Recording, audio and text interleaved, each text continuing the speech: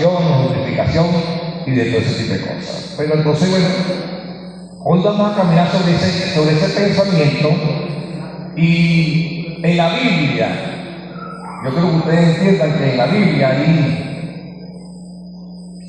hay varios personajes y que Dios ha hecho varias preguntas en la Biblia. Dios le dijo, por ejemplo, le dijo a Job, ¿verdad? Si tú eres tan inteligente, tan sabio, responde estas preguntas. Y le metió como 35 preguntas y Job quedó raspado, 0-1 hubo en Hechos de los Apóstoles, venía rodando el etíope. El etíope era un africano. Y ustedes saben que los africanos son blanquitos, ¿verdad? No, son negritos, pero son negritos. Entonces, cuando se acerca Felipe, que está predicando el evangelio, le dice al negrito, le dice que entiendes lo que lee. Mira lo que. Y el negrito le dijo, ¿cómo voy a entender si nadie me explica?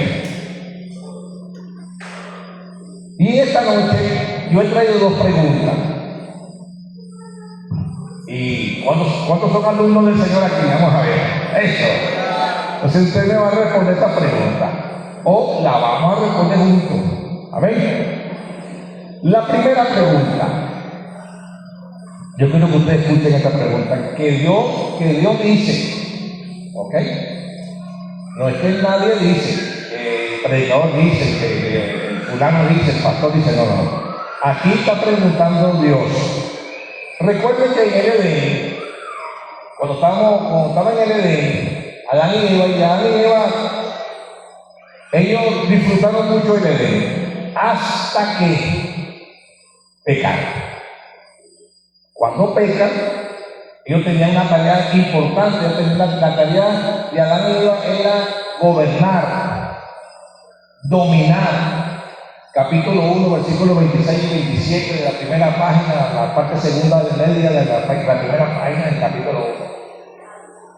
Y entonces ellos tienen que dominar, reinar, sojuzgar, someter, ¿verdad? Pero vienen esas cosas que siempre suceden. ¿Y qué pasa? Viene el pecado. Cuando entra el pecado, en el capítulo número 3 de Génesis, hay una pregunta allí. Ya habían pecado, estaban en el capítulo 1 y capítulo 2, extraordinario. Capítulo 3, se cayeron. Si usted cuenta del versículo 1 al versículo 9, por ahí, hay 42 palabras de la caída. En 42 palabras se cayó el hombre. O sea que por eso que dice la Biblia, que en las muchas palabras siempre hay que pecar. Mira acá lo suyo, no sea tan hablador.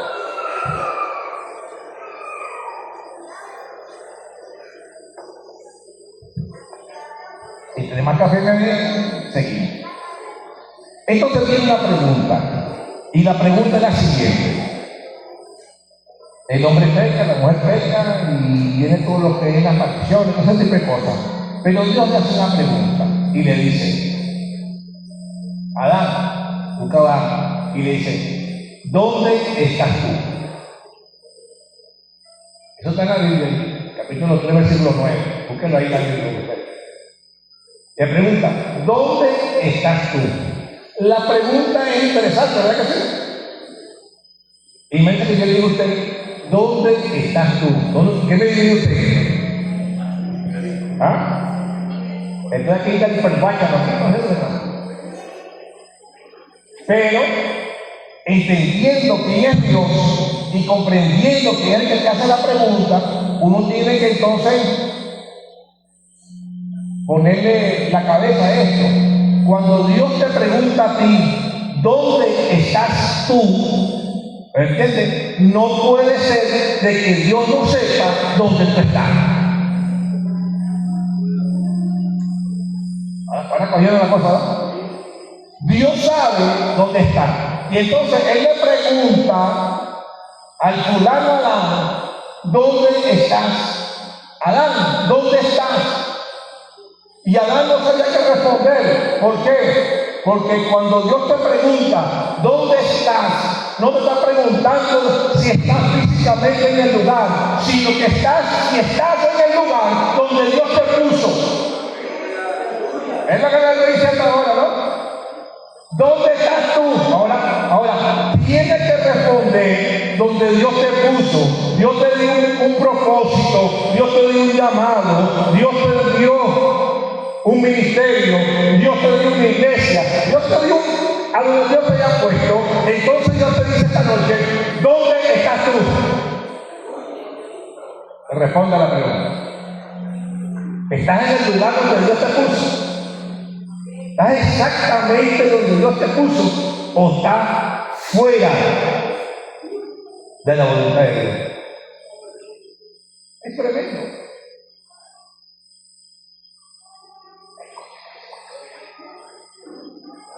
Cuando uno hace esta pregunta, todo se queda aquí. Escucha esto. Habla. No, que usted puede hablar. Los pecadores podemos hablar de eso. Entonces, ¿qué sucede? ¿Qué sucede? Mire lo que sucede. El único hombre que se cae en la tierra, que es sobrenatural, es Adán. Todos los demás han sido caídos, pero él no. Él fue el único hombre de lo sobrenatural cayó a lo natural. ¿Ves lo que estoy diciendo? O sea, que tenía la unción, tenía el propósito, tenía el llamado, estaba en el lugar donde Dios lo puso, se cayó y se salió. O sea, no se crean muchos que están grandotes en el Evangelio, porque también te cuesta ver. Hay que tener cuidado, usted tiene que tener cuidado y guardar la salvación con temor y temblor. El único hombre que de lo sobrenatural se vino a lo natural fue Adán. Que si por la mujer, que si este, que si por lo otro, mentira. Nadie se cae por otro, el que se cae solo. Y cuando se cae, es porque tiene tiempo resbalándose. Diga esta lado suyo, ¡ay, Padre de la gloria! Bendito.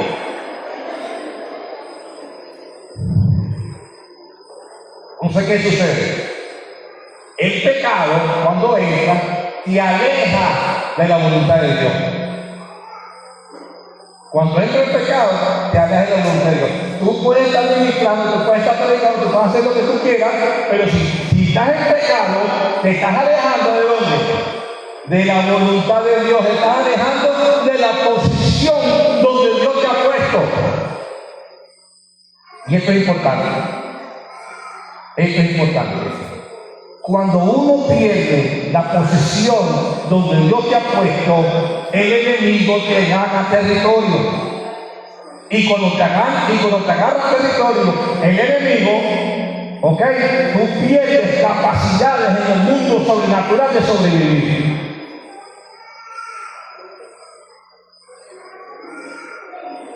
¿Venimos o nos vamos para la casa de Dios? Entonces, eso es lo que sucede. Cuando Dios te pregunta, ¿cómo te pregunta Dios? ¿Dónde estás? Dígale, iglesia. ¿Dónde estás? Ahora responda, ¿estás en el lugar correcto? ¿Estás donde Dios te puso?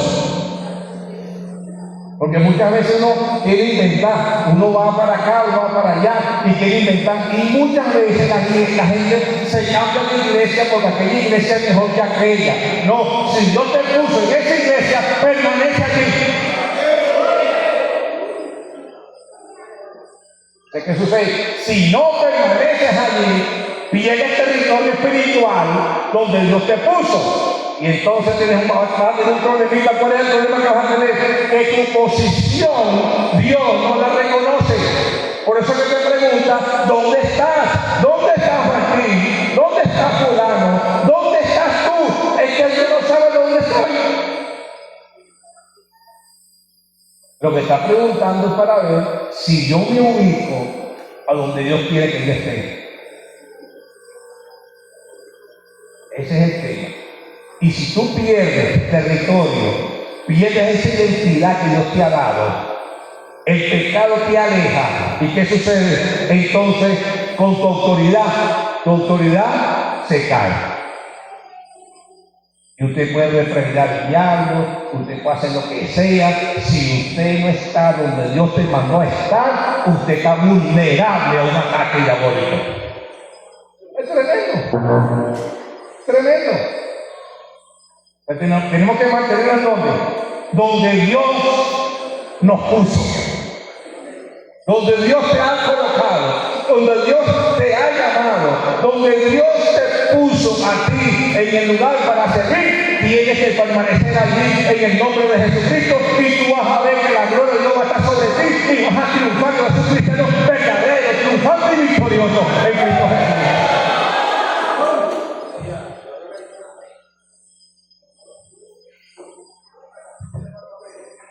Entonces Adán se cayó. ¿Por qué? Porque le faltó a Dios y salió de su posición, salió de la posición que Dios le ha dado. Y cuando tú sales de la posición que Dios te ha dado, entonces tú tienes que renovarte, renovar tu mente. Dice la Biblia en un versículo que dice Pablo, dice: fuimos enemigos en nuestra mente de Dios. ¿Verdad? ¿Te acuerdas de eso? ¿Qué quiere decir? De que parte de tu reconciliación, de tu vida y la mía, tiene que ser que nuestros pensamientos, nuestra mente, nuestra alma. Y eso es lo que te va a acercar a Dios. Eso es lo que te va a jalar hacia Dios. Eso es lo que te va a poner cerca de Dios. Entonces, cuando alguien, Dios le pregunta: ¿dónde estás tú? Uno tiene que situarse en el lugar donde Dios lo ha puesto y saber que si estás en el lugar donde Dios te trae.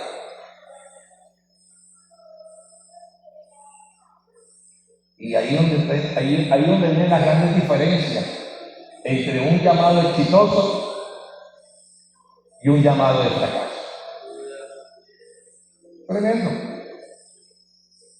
Pero sin embargo hay otra pregunta que yo quiero que usted la escuche. Había un hombre tremendísimo que se llamó en aquel tiempo, no sé si usted lo conoce, un tal Elías. ¿Cuánto conocen el profeta Elías? Eso es. Elías también tuvo algunas dificultades, pero Elías peleó con los Baales, peleó con Acab, peleó con Jezabel, peleó con todas esas cosas. Cuando se tiene esa última pelea, la mujer Jezabel le dice: mañana tu cabeza va a estar como uno de ellos allí, sin cabeza va a estar. Entonces Elías huyó, corrió, y no se va, se mete en un desierto, porque se mete en un desierto, después se abre una cueva, allá se esconde, andaban luchados, ¿verdad? Así como cuando usted peca el pecado y se va para mí, o peca el hornillo y se va para ¿cómo se llama? Para Boquerón, y peca el Boquerón y se va para el silencio, no hay donde esconderse. Entonces, cuando eso pasa, Dios te hace una pregunta, capítulo 19, 1 de Reyes, capítulo 19, versículo 9. La mitad de la Biblia, ahí. Le dice, Dios le hace una pregunta también, y yo quiero que usted me ayude con esto. Dios le pregunta a Elías, no está hablando de cualquier pichón de profeta, está hablando de Elías, y le hace una pregunta a Elías. ¿Cuál es la pregunta que le hace? ¿Se acuerdan? Es difícil, peludo eso. Eso ya recordar. Capítulo 19, versículo 9. Dice así, escuchen esta verdad. Si aquella era, ¿dónde estás tú? Que era difícil responderla, en esa es esta. Le dice Dios le pregunta a Elías,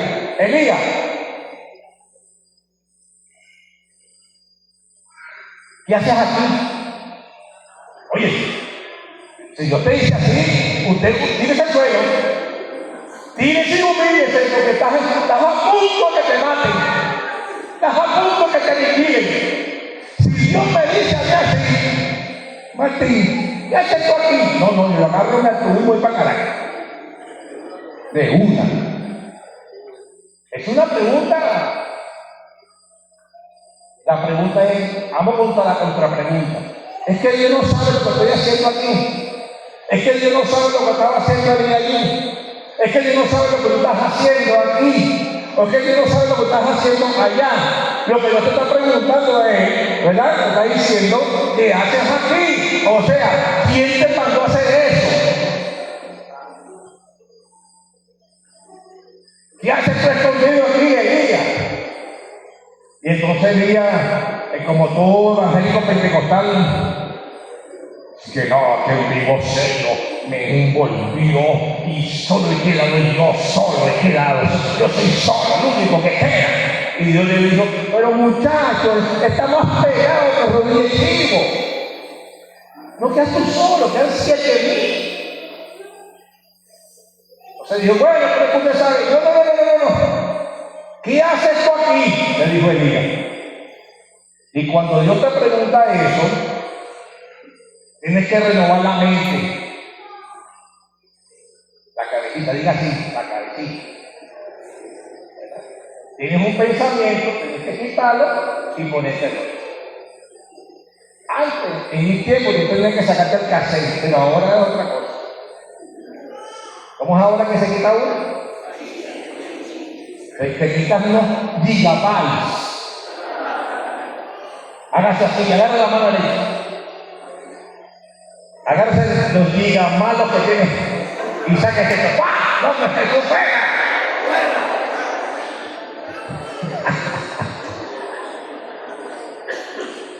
¿Por qué? Porque Dios te pregunta, ¿qué haces aquí? Cuando Dios te pregunta, ¿qué haces aquí? Es porque no estás de acuerdo con lo que estás haciendo allí. Ese es el tema. ¿Sí? ¿Qué llevó Elías allá? Escuchen esto. ¿Qué llevó Elías ahí a esa cueva? Muchas cosas, pero una cosa, el miedo. Muchas cosas. Eso se puede predicar de acá diciendo, no se pasa. Pero que una de las cosas que llevó, ¿cuál fue? El miedo. El miedo te paraliza. Cuando una persona tiene miedo, se paraliza. Usted no ve que cuando usted en su casa que le brinca algo, la mujer y le da que dice, ¡ah! Y de repente un animalito se... El miedo paraliza. Cuando usted ve una cucaracha, usted se paraliza. ¿Ah? Una ranita así, que son así. El miedo paraliza. Y el miedo paralizó a Elías. Y usted sabe que esto roba la unción, el miedo. Cuando usted predica con miedo, usted está bajo la unción de Dios. Tremendo. Tremendo. ¿Por qué? Porque eso te resta espiritualidad y te resta fluir en el espíritu. No puedes fluir en el espíritu porque tienes miedo. Y Elías llegó y se escondió en la cueva y se metió en la cueva y Dios le pregunta, Elías, ¿qué haces aquí? Y Elías, wow, hay dos cosas tremendas aquí. Vamos a ver cómo nos movemos aquí en estas cosas. Porque Elías estaba trabajando en un territorio arriba, en Israel. Y entonces Elías se asustó con la mujer y corrió hacia el norte, y corrió hacia el sur. Cuando Elías llega al sur y Dios le pregunta, ¿qué haces aquí? Es porque Dios lo había puesto en el norte, no en el sur. Elías, aquí tú no vas a fluir, tú tienes que fluir allá. Tremendo. Por eso es que uno tiene que mantenerse donde Dios lo ha llamado. Y en el trabajo tuyo, tienes que mantenerte donde Dios te ha llamado. Ahí donde Dios te quiere. Si te mueves y Dios te pregunta, ¿qué haces aquí? Es porque te moviste sin Dios decirte. Y si te moviste sin Dios decirte, entonces estás vulnerable porque abandonaste el territorio que Dios te entregó. Tremendo. Cuando pasan esas cosas en la vida y la gente quiere hacer lo que le da la gana con el ministerio, te quita la unción. Yo no sé si usted conoce una señora que se llamaba Catherine Kuhlman. ¿Conocen a Catherine Kuhlman? Catherine Kuhlman es una famosa evangelista. De milagro de más. ¿Usted sabe por qué Catherine Kuhlman perdió la unción? Porque se casó. Se casó y duró casada 6, 7 años, no recuerdo bien. ¿Y qué dijo ella? Los 7 años más tristes de mi vida fueron los años que duré casada porque Dios no me mandó a casarme con ese hombre. Y no sé qué dijo, ¿qué le preguntó a Dios? ¿Qué haces aquí? ¿Qué haces aquí? Y tuvo que abandonar el esposo. Después se restauró y fue extraordinario. Esa va a ser la segunda parte, que es mañana. Yo voy a decir cómo se restauran esa gente mañana. Porque hoy tenemos que transformarnos en cerebro. Igual que Jimmy Swaggart. Jimmy Swaggart también se cayó. No sé si conocen a Jimmy Swaggart, un hombre tremendo. Jimmy Swaggart también se cayó. Andaba con una mujer, era pastora, andaba con una mujer, lo descubrieron, se cayó, y eso fue porque fue públicamente, no confesó públicamente, sino ni lo nombro. ¿Y qué pasó? Se cayó, se levantó, se restauró, y Dios le preguntó a él, ¿dónde estás tú? ¿Y qué haces aquí? Cuando Dios te pregunta, ¿qué haces aquí? Usted tiene que correr. Usted no puede descuidar su vida espiritual, porque cuando Dios te pregunta, ¿dónde estás tú? O ¿qué haces aquí? Es porque estás fuera del territorio que Dios te mandó a cuidar. Uy. ¿Hoy muy allá o me vengo más acá?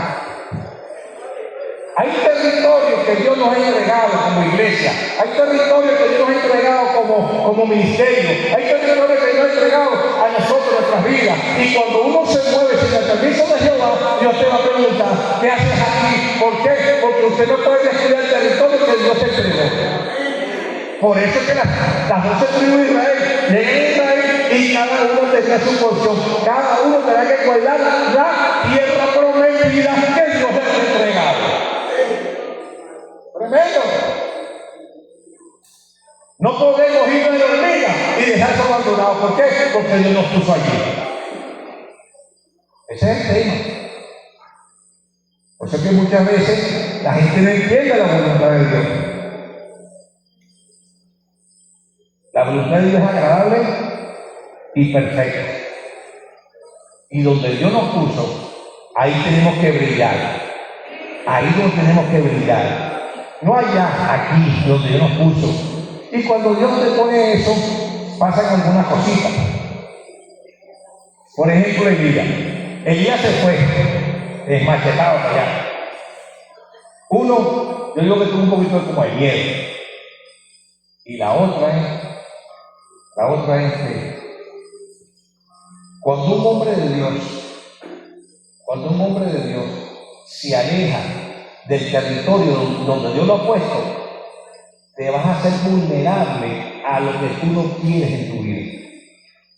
¿Ya, mi hermano? Tremendo eso. Tremendo.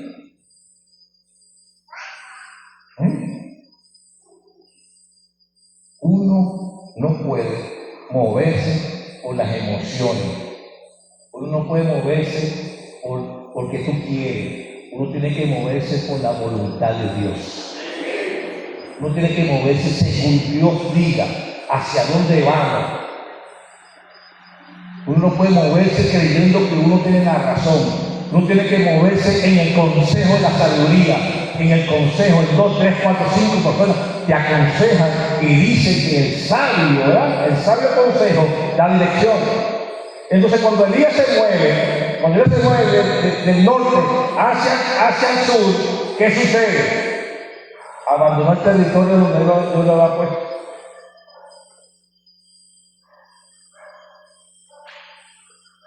Y entonces eso crea algo muy malo que se llama la independencia del espíritu. ¿Le hace qué? Le hace independiente del gobierno de Dios. Y eso es catastrófico. Dice la Biblia aquí. Yo creo que ustedes busquen una palabra allí.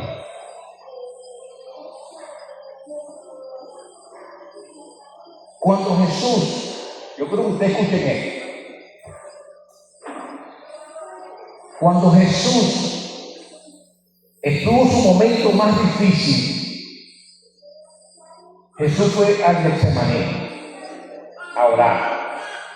Si ustedes se fijan en la Biblia, en ninguna parte de la Biblia dice que Jesús se arrodilló a orar, solamente allí, en el capítulo 22 de Lucas. Nunca dice que Jesús se arrodilló a orar, solamente lo dice allí. Y sabe, Jesús se arrodilló allí porque sabía lo que le venía en la cruz del Calvario. Pero hay algo interesante allí. Jesús se va con sus discípulos, y esto es interesante, en el capítulo 21 de Lucas, Jesús se va con sus discípulos, y los discípulos, usted ve que los discípulos ¿qué hacen? Cuando Jesús se pone a orar, Jesús viene, y ¿qué estaban haciendo los discípulos? ¿De acuerdo? ¿Qué estaban haciendo? ¿Y qué más? Ah, viste. Falta una palabra allí. Estaban dormidos y busquen la Biblia ahí. ¿Y? ¿Se acuerdan de lo que dice ahí? Al final. Están cargados de sueño, y están dormidos y falta una palabra allí. ¿Ah? ¿Se acuerdan?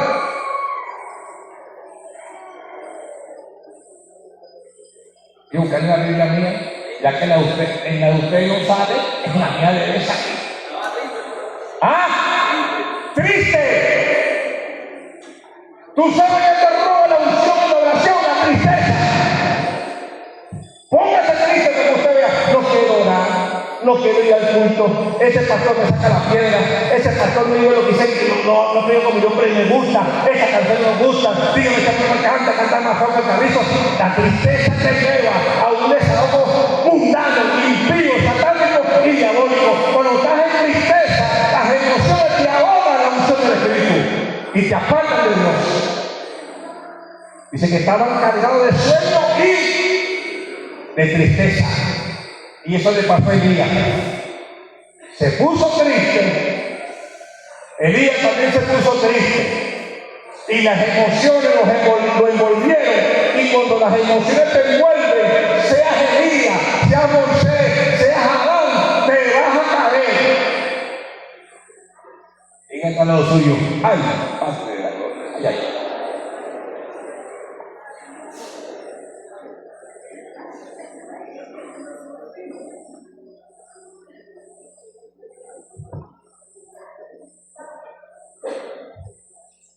Entonces la tristeza, nadie predica esto, ¿verdad que no? Porque nadie se siente triste, pero todos nos sentimos tristes en cualquier momento. ¿Cuándo se han sentido tristes? El que no levante la mano se vaya al infierno, porque está mintiendo. Yo he estado triste. ¿Y qué pasa cuando te embarga la tristeza? Uno no puede ministrar. ¿Verdad que sí, mi pastora? Pues, mi pastora es de Anida, la hermana que es profeta. Los pastores, cuando uno triste, uno está triste, y cuando uno es pastor, uno está triste, se pone al culto y uno te dice que Jehová, ayúdame antes que me muera aquí. Porque no quieres predicar. Pero son realidades que uno como hombre y como ser humano tiene. La tristeza no es una emoción que te ayuda a estar bajo la unción del Espíritu. Te aleja. Por eso que la palabra dice, regocijados en el Señor, por cierto te digo, regocijados. Porque la tristeza tiene eso en particular. ¿Y qué hace la tristeza? Vamos a verla. Vean el discípulo. Vamos a agarrar a Pedro, que es el más emblemático de todos. Pedro no ora, se pone triste, acto seguido, niega a Jesús. Niega a Cristo. Cristo resucita, se le presenta y le hace ¿qué? 3 preguntas. Otra vez. 3 preguntas. ¿Y qué es lo que le dice? ¿Se acuerdan? Pedro, ¿me amas? Y Pedro dice que, bueno, parejame la mano, sí, yo pensé que yo te amo. Pedro, la segunda pregunta, ¿me amas? Cuando Dios te da 2 veces, te dice 2 veces, te pronuncia 2 veces la misma pregunta, estás en problema. Estás contra la pared. Si yo te dice a ti, Andrés, ¿tú me amas? Dice, claro, Señor, sé que yo te amo. Andrés, ¿tú me amas? Dice, un momentito, pero dame pensar. Dame pensar en emoción. Y le dice la tercera vez, Pedro, ¿tú me amas?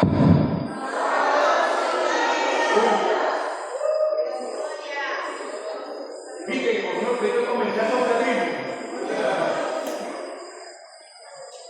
Pedro, ¿tú me amas?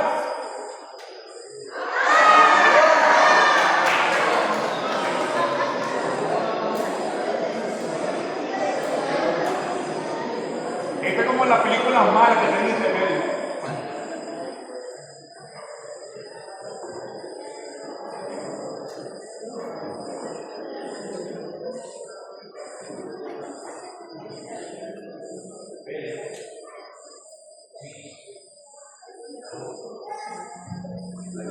Sí. Entonces, fíjense que no hay nada más malo en un ministerio, en una iglesia, en la vida de una persona, de un creyente, que tener descontroladas las emociones. Es terrible, es catastrófico para la vida personal y para la vida espiritual de uno. Fíjense en esto. Las 3 preguntas que le hicieron a Pedro, la pregunta que le hicieron a Adán, la pregunta que le hicieron a Elías. Todos salieron raspados. Salió raspado Adán, salió raspado Elías, salió raspado Pedro, y si usted salió raspado Job, y usted busca la pregunta, cuando Dios te hace una pregunta, usted tiene que pararse firme y meditar bien qué es lo que usted va a decir.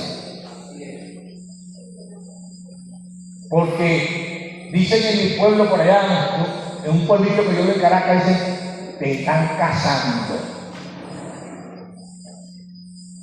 Te están casando. Yo una vez, hace tiempo atrás, yo me metí en una pelea con unos pastores y los ofendí. Y yo tenía la razón. Yo tenía la razón, de verdad, te lo digo delante de Dios, te lo digo, y Dios sabe que yo tenía la razón. Pero ¿qué sucedió? La forma como lo hice no fue bien. Me confieso pecador, hice mal. ¿Y qué me dijo Dios a mí? ¿Sabes qué me preguntó Dios a mí? Dijo, ¿qué hiciste?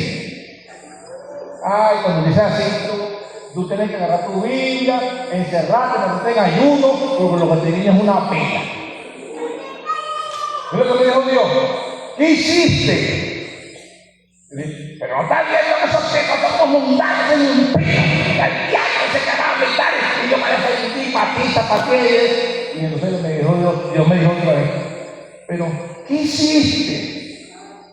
Oye, bueno, ¿pero en qué? Oye, esos pastores, esos ministros hicieron esto y esto y esto y esto. Y me preguntó otra vez, ¿pero qué hiciste? Vamos a hacer una cosa. Perdón. Tengo problemas. Tengo muchos problemas. Cuando yo te hice así, estás problemado.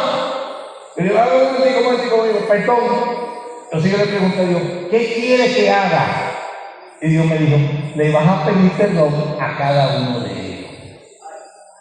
Yo dije, no. Así no. Dios me dijo, así sí. Así no. Pero tú vas. Así no. Pero tú vas, ¿oíste? Me dijo. Y cuando yo te dije que tú vas, usted tiene que ir. Fui, me humillé, pedí perdón y quedé contento.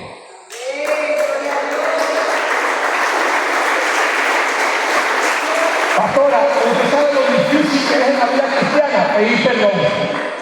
Yo estoy seguro que aquí se den perdones y no se los dan. Usted le dé perdón a alguien aquí, o alguien aquí le dé perdón a usted, y usted no se lo da. Mientras que usted no pida perdón, sigue atado. Mientras que no pida perdón, sigue atado. Si el pastor no pide perdón a la hermana, la pastora sigue mal. Hermano, el perdón es liberador, desata cadenas, desata maldiciones, desata de todo. El perdón tiene una capacidad de que el pecado te aleja de Dios y el perdón te acerca. Aleluya. ¿Cuánto le da la gloria a Dios? Te acerca. Mientras que incurrir en pecado, el hueso se ponía como seco. Salmo 51. ¿Y quién pecó? El famoso, el Hijo de Dios, el Santo de los Reyes, el que escribió un poco de Salmo, el David, el de los ojos bonitos y el hermoso, pecó. ¿Y qué tuvo que hacer? Pedir perdón. Mandó a matar a Urías, hizo un desastre. Hizo un desastre. Y hasta los hijos después no sirvieron ninguno. Fíjense lo que es. ¿Qué hace el pecado? Te aleja. ¿Y qué hace el perdón? Te acerca. ¿Por qué? Porque el perdón te renueva la mente. El perdón te sana la mente. El perdón te libera la mente. Y el perdón hace de que usted se convierta en una persona aceptable para Dios. Diga el perdón suyo. ¿Saben pedir perdón?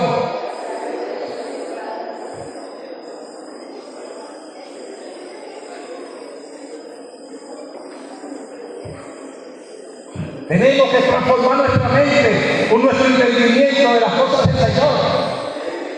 Tenemos que ser transformados y renovados. ¿Para qué? Para que cada día nos parezcamos más a la persona de Cristo. Ese es el trabajo del Espíritu Santo de nosotros. Pues nosotros tenemos que ceder nuestro espacio para que el Espíritu Santo tome control de nosotros y nos transforme a la imagen de aquel que nos compró en la cruz del Calvario. ¡Tremendo! Es tremendo.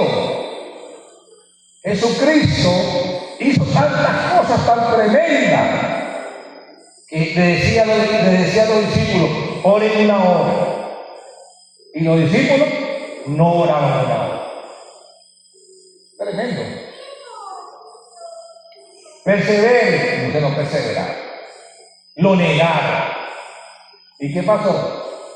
Tuvo que venir la ayuda del Paracleto, del Espíritu Santo, para que esos hombres fueran otras personas. Y quisieron, cuando vino el fuego del Espíritu Santo, fueron ¿qué? Transformados. Usted necesita el poder sobrenatural del del Espíritu Santo de Dios vivo, aleluya.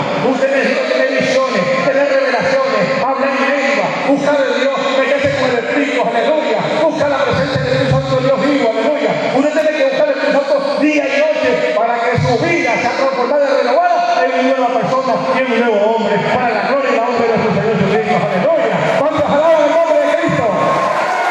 Bendito sea su misericordia.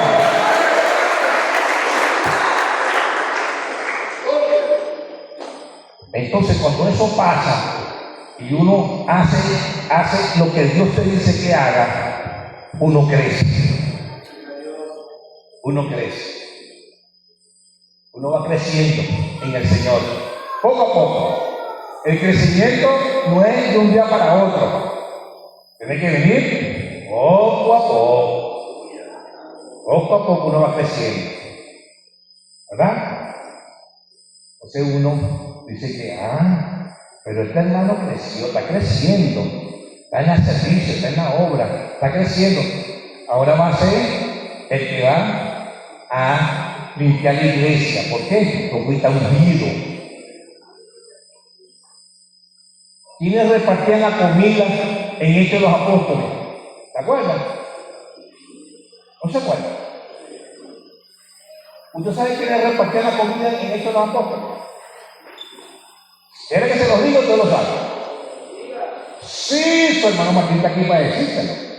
A domicilio. Los apóstoles, hasta que en el capítulo 6 nombraron ¿qué? Diáconos. Pero lo que repartían a las mesas, a las viudas, las hebreas y de las hebreas y de las griegas, eran los apóstoles. Pero ahorita, si eres apóstol, profeta, maestro, pastor, no quieres servir en las mesas, sino que te tienes que servir. Ese no es el evangelio del Señor.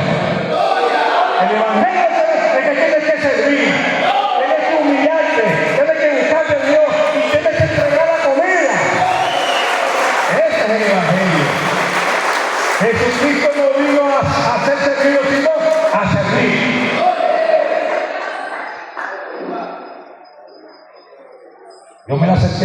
Yo me acerqué a un gran amigo mío, fue mi discípulo, del 93 al 97. Yo fui su profesor, fui su discípulo y yo fui su pastor.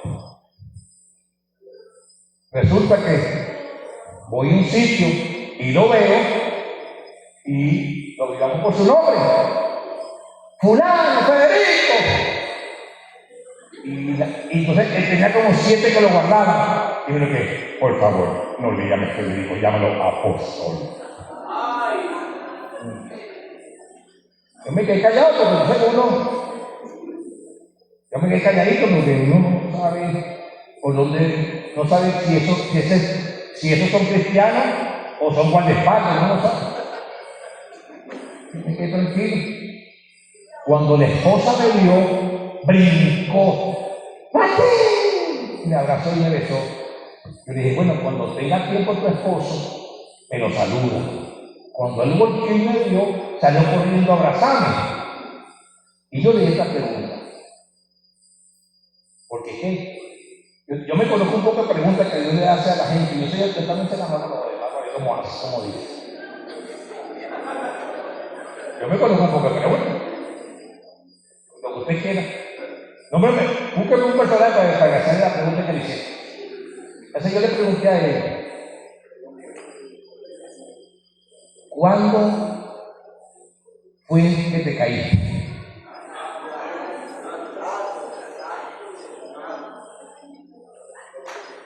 Y me dijo, se espantó, se espantó.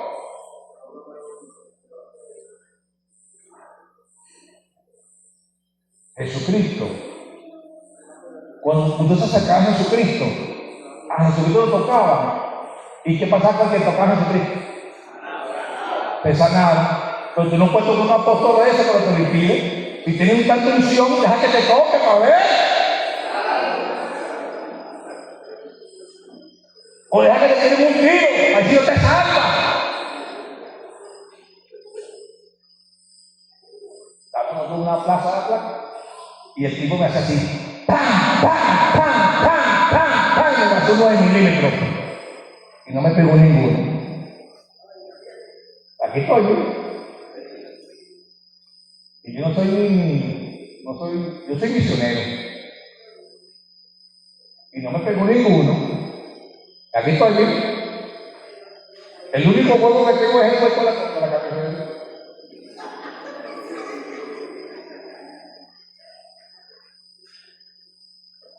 Lo más sano es hacer la voluntad de Dios.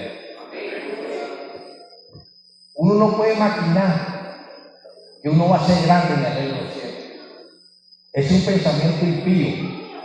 Uno lo que va a hacer es que va a ser un servidor de Dios en el mundo y el reino de los cielos. ¿Me explico lo que le digo? Usted tiene que ser un servidor. Usted tiene que servir al hermano, bendecir al hermano, buscar al hermano, orar por el hermano, ayudar por el hermano, vigilar por el hermano. Ese es una bendición. ¿Por qué? Porque no te van a preguntar, te van a dar una respuesta. ¿Y sé cuál es la respuesta que te van a dar? Usted no se la sabe, usted no ya. ¿Sabes qué te van a decir? Bien, buen siervo y fiel, sobre lo poco has sido fiel, sobre lo mucho te pondré. Así que te van a entender. Así que te van a entender en los cielos. Aleluya. Gloria a Dios. Gloria al Señor. Yo recuerdo que fui a habíamos puro ministro. Esto estaba lleno era la galaxia celestial. Y estaba predicando, ¿cómo se llama este muchacho? Un muchacho, tenía como 84 años. Jovencito. Porque, ¿cuánto vivió Matusalén? ¿900 qué? 961 años, o sea, como 30 menos que el pastor. Entonces, este muchacho estaba predicando Eugenio Jiménez. Y estaba predicando Eugenio Jiménez. ¿Y usted sabe lo que dijo? ¿Sabe lo que dijo Eugenio Jiménez? Él dijo: lo único que usted tiene que buscar es mantenerse en la presencia. Eso es todo lo que dijo. Usted tiene que mantenerse en la presencia. Lo demás es cuento conmigo. Manténgase en la presencia. Y David Miranda, un maracucho,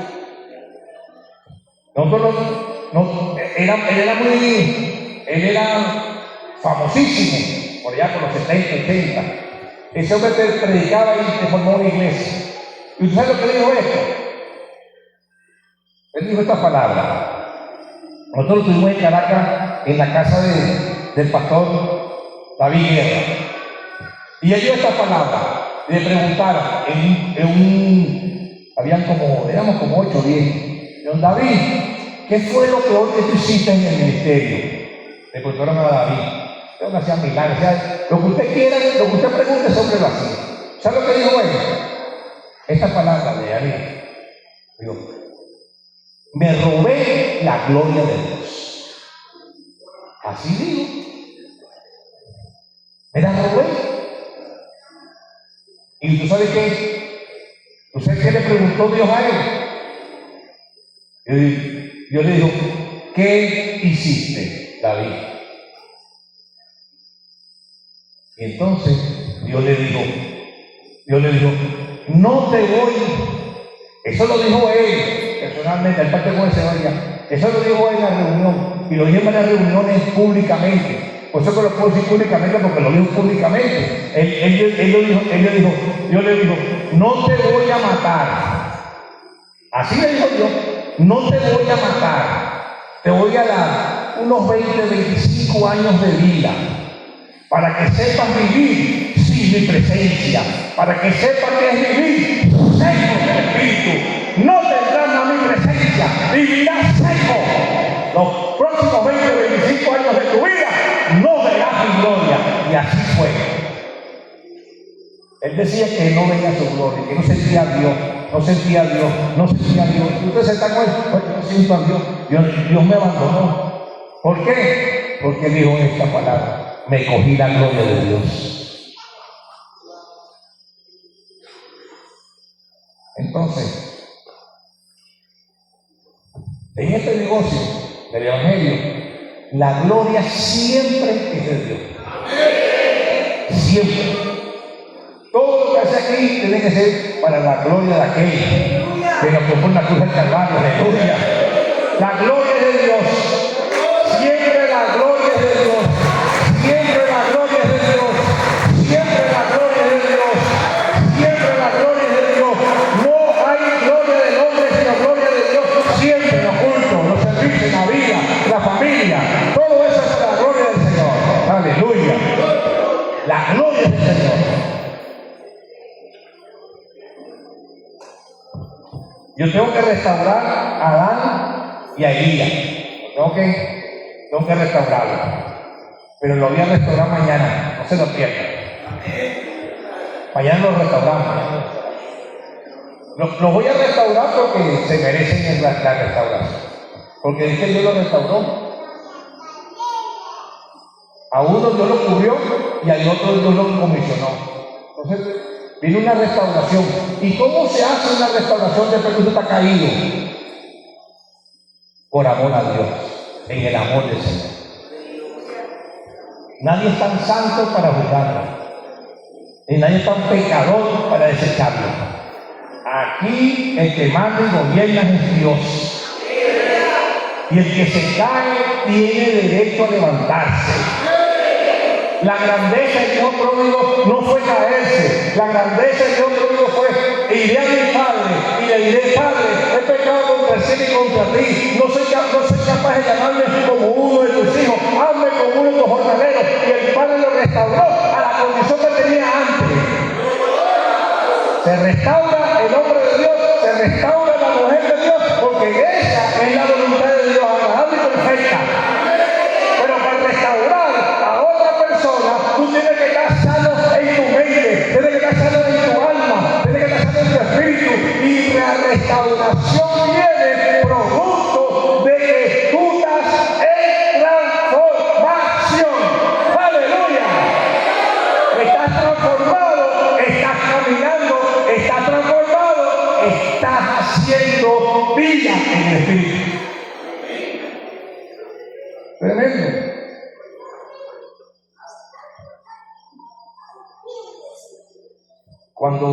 Cuando Elías se vino, que venía huyendo a la cueva, Elías tenía un discípulo. ¿Se acuerdan cómo se llama? O antes de eso. ¿Se acuerdan cómo se llama el discípulo? No lo busque el nombre porque no sale en la Biblia. ¿Usted sabe por qué no sale en la Biblia? ¿Sabe por qué no sale en la Biblia ese discípulo? Porque tenía que vivir una restauración en Elías. Y ese discípulo no reflejaba el carácter de Elías. Elías cuando bajó, venía enluchado y dejó al discípulo. Si usted busca al discípulo, no tiene nombre. El discípulo, después que le dan el nombre, es a Eliseo. ¿Sabe por qué? Porque Dios lo vaya a restaurar.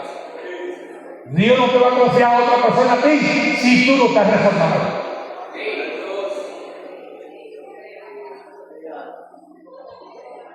Yo no lamento tanto de ciertas cosas, pero Dios no te va a confiar un alma si tú no estás siendo reformado y transformado por el poder de Dios.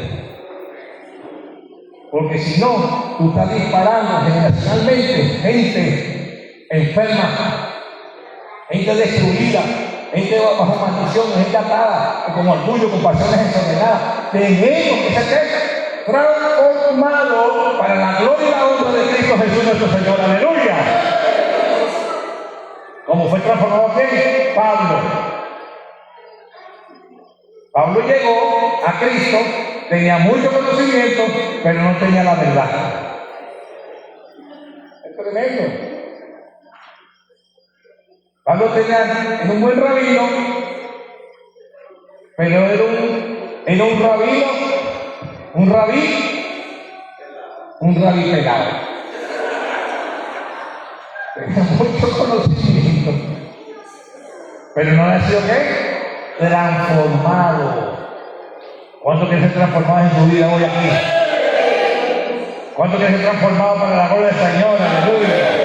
Usted no sabe, usted es transformado, usted no sabe cómo Dios lo usa. Dios te usa un milagro, en profecía, maestría, revelaciones, sabiduría, ciencia, poder, fe. Pues tenemos que ser ¿qué? Transformados. Viene que está en los suyos. Tenemos que ser transformados. Tenemos que ser transformados y reformados. Imagínense usted que Dios me transforme, me ponga a mí, que venga ahorita Dios y me transforme y me haga como un cuerpo celestial. A usted yo no lo trato, ¿no? Con esta belleza así, bajo el un mortal, eso de para allá, chico. No nos puede transformar Dios así, porque tenemos orgullo. Eso tiene que desaparecer del cristiano, para que nosotros ¿qué? Seamos como Dios quiere que Dios sea. ¿Ves lo que le digo?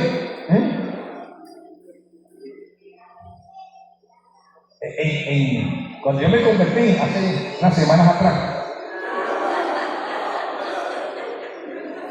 voy a quitar la Biblia.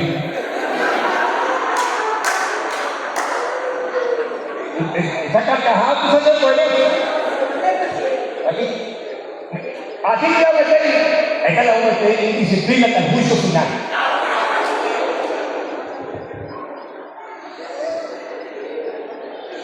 Yo me estoy poniendo acá, hermano. Mire.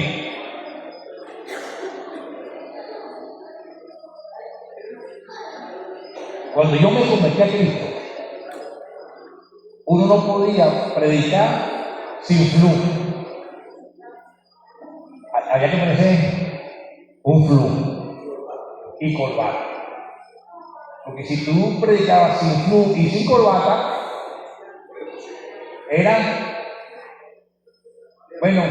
prácticamente estaban a la altura de Caín y Judas.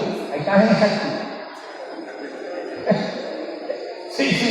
Entonces, no importa, te pones a poner un frío en la corbata y te pecado y andar con 3 mujeres, que si no la corbata estaba bien. Pero si no tienes corbata, bueno, pues, eso era terrible. ¿Por qué? Porque traemos la cultura del mundo, la traemos a la iglesia. Y eso hay que sacarlo. Eso hay que quitarlo.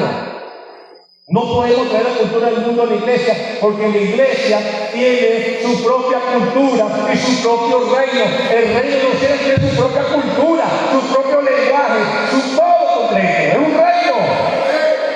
¿Por qué cree usted que en el Pentecostés vieron las lenguas? Porque las lenguas son el lenguaje del reino. No es como usted hable poder, no. Es un lenguaje del reino. Y usted está en un reino, y el reino, usted pertenece a un reino eterno. Y usted tiene que prepararse para reinar eternamente con Jesús. Usted no se puede preparar para los próximos 5, 10 o 15 o 20 años. Usted se tiene que preparar para toda la eternidad, incluyendo el milenio. En el milenio usted va a existir, y si existe conforme a la voluntad de Dios, usted va a ser exitoso en el milenio y va a gobernar con Jesucristo. Aleluya. Por eso que tenemos que ser transformados.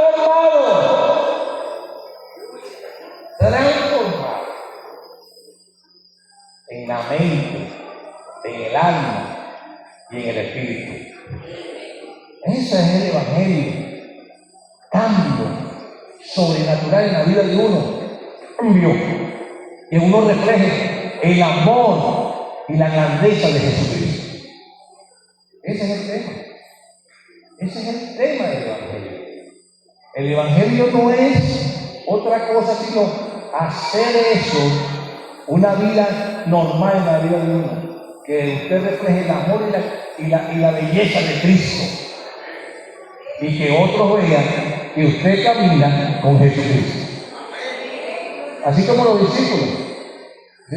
Estos hablan igual que Jesús.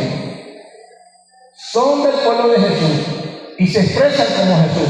Por la forma como hablaban, la forma como se manejaban, se parecían a Jesús. Es tremendo eso. Es tremendo. Y fíjense que Jesús dijo algo extraordinario. Muchas cosas extraordinarias. Pero le dijo a Nicodemo, tienes que nacer de nuevo. ¿Para entrar en dónde? En el reino. Tienes que nacer de nuevo para entrar en un reino. Y si Nicodemo tenía era conocimiento y Biblia, pareja, pero no tenía ¿qué? Nuevo nacimiento. Y después le dijo, y después Jesucristo le hizo una pregunta a Nicodemo. Miren lo que dijo. ¿Eres maestro de Israel y no entiendes lo que te digo? Bueno, Nicodemo, ¿cómo salió? Juan 3, útelo ahí con ustedes raspado. Cuando Jesús te pregunta, te están tirando duro. Tienes que humillarte delante de Dios. Tienes que buscar de Dios, meterte en su presencia, meterte en su gloria, meterse allí con el Señor, pegado. Y una de las cosas que me decía Dios, antes de ir a este campamento, me decía Dios, dile a mis hijos que se acerquen a mí. Eso me dijo Dios. Yo le dije, dile a mis hijos que se acerquen a mí. Y ya se lo estoy diciendo, ya estoy cumpliendo. Ahora el problema suyo es, yo le digo, tiene que acercarse a Dios. ¿Y cuál es el problema de usted? Acercarse. Porque Dios me decía, me voy a revelar a mis hijos. Me voy a revelar a mis hijos. Y nadie le dirá a otro, conoce a Jehová, porque yo me revelaré, dice el Señor. Yo me voy a revelar. Es Dios que se te va a revelar, es Dios que se te va a mostrar, es Dios que te va a decir cómo caminar, cómo entenderlo y cómo conocerlo. Y esta es la vida eterna, que te conozcan a ti, al Dios verdadero y a Jesucristo, a quien tú has enviado. Juan 17:3. La vida eterna es conocerlo a Él. Es conocer a Jesús de cerca. Es conocer a Jesús, palpar a Jesús, amar a Jesús, abrazar a Jesús y respirar con Jesús.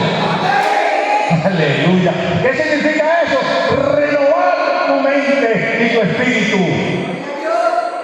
Renovar completo tu mente y tu espíritu y acercarte al trono de la gloria donde tienes el oportuno socorro para tu vida. Bendito sea la misericordia del Señor.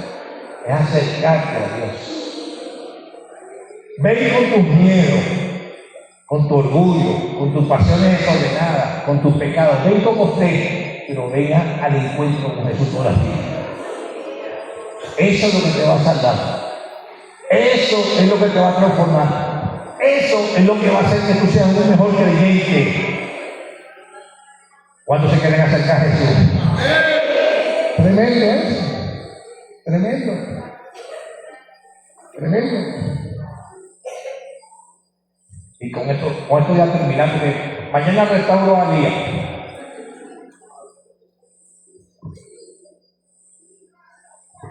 Cuando Elías se escondió en la cueva, ¿quién fue que se le acercó? Jehová. ¿Ve la cosa? Elías se escondió. ¿Y quién se vino al encuentro? Jehová. Porque a Elías no lo restauraba nadie allí en esa cueva. Elías no le iba a restaurar a nadie en esa cueva. Ella estaba solo allí. Y si usted quiere ser restaurado, tiene que ser restaurado por el Señor Jesucristo, por Jehová de los ejércitos. No hay otro que restaure, no hay otro que transforme, no hay otro que sane, no hay otro que quite nuestros pecados y quite nuestras enfermedades. Es Jesús de Nazaret, el Santo de Israel.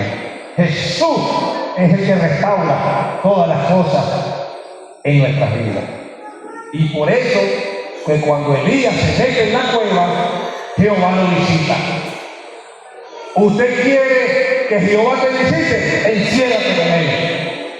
Métete con él, a solas, y él se va a revelar tu vida. ¿Cuántos quieren ese encuentro con Jesús? Vamos a ponernos de pie y vamos a orar.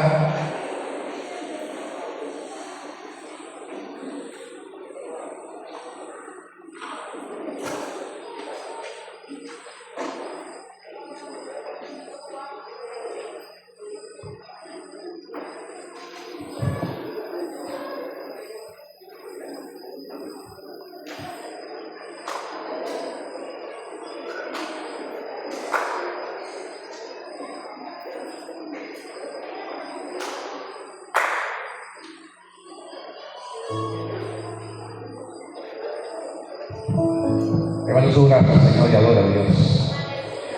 Dios está en este lugar. Yo quiero un encuentro contigo. Quiero un encuentro contigo. Aleluya. No tenemos sin una sola salida. Tener un encuentro con Dios todos los días de nuestra vida. Todos los días. Todos los días.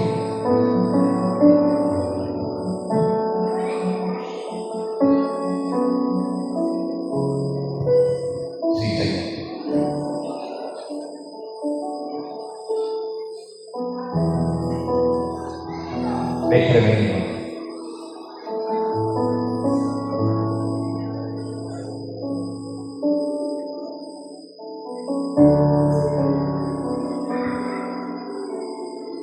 Yo tengo una vida sirviéndole al Señor. Estoy cerca de los 50 años sirviéndole a Dios.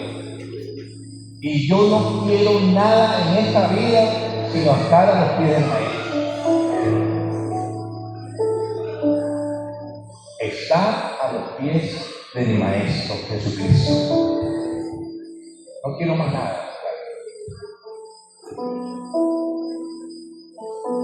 Estoy sirviendo de joven, sirviendo con mi esposa. Hemos servido al Señor y aún le quiero seguir sirviendo. Y no hay nada más satisfactorio en esta tierra que servirle al Dios vivo. ¿Cuánto le quieren servir al Señor? ¿Cuánto quieren un encuentro con Jesús? Diario, todos los días. Tenemos economía de tiempo hoy. Si usted quiere que nosotros le ministremos, pase aquí y vamos a orar juntos aquí. Venga, muchachos, vamos a orar. Pónganse aquí.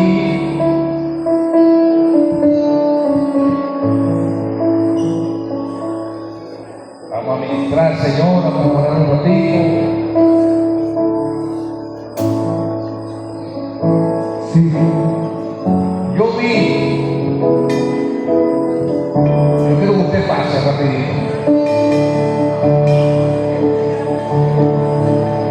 Yo vi unas vértebras sanando. Yo vi que había unas vértebras de alguien aquí sanando. Mientras que estábamos adorando, mientras los muchachos estaban cantando, yo vi unas vértebras en una columna sanando. Si usted está enfermo en la columna, Dios no te está sanando. Aleluya. Y él está enfermo en la columna, así que tiene esas vértebras ahí, tiene ese detalle allí. Póngase aquí que hemos ungido con aceite. Véngase muchachos, véngase para acá. Esto no es otra cosa sino un poquito de aceite. No es aceite nada. Lo tengo, me convertí a Cristo y mi papá espiritual me dijo, siempre tengo un aceite para poner por los enfermos. Ay, que no me corte aquí. Ayúdenos, ayúdenos. Ayúdenos, que ahí tenemos ahora. Y la hermana. Quítalo, ponlo aquí, perro. Póngase aquí. Vamos a ir. Ponle aquí, niño.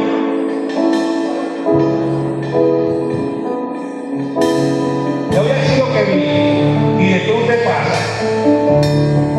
Porque tenemos economía de tiempo. Tenemos que salir ante las cosas. Vi también que su cuerpo no producía insulina. Dios me dijo, la voy a poner a producir insulina en su cuerpo. Aleluya. Oh, gloria a Dios. Sacramanos.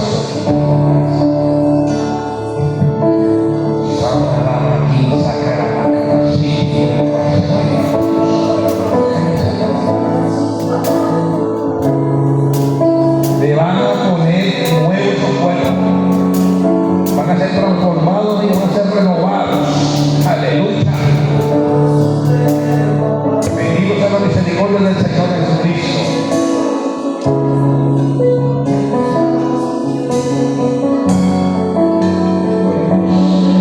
Vamos a orar, vamos a orar, vamos a orar. Órale. Dios me dijo que iba a sanar también una próstata. Hay una próstata aquí que Dios la está sanando. Aleluya. Pasa que al frente que necesitamos unirlo con aceite.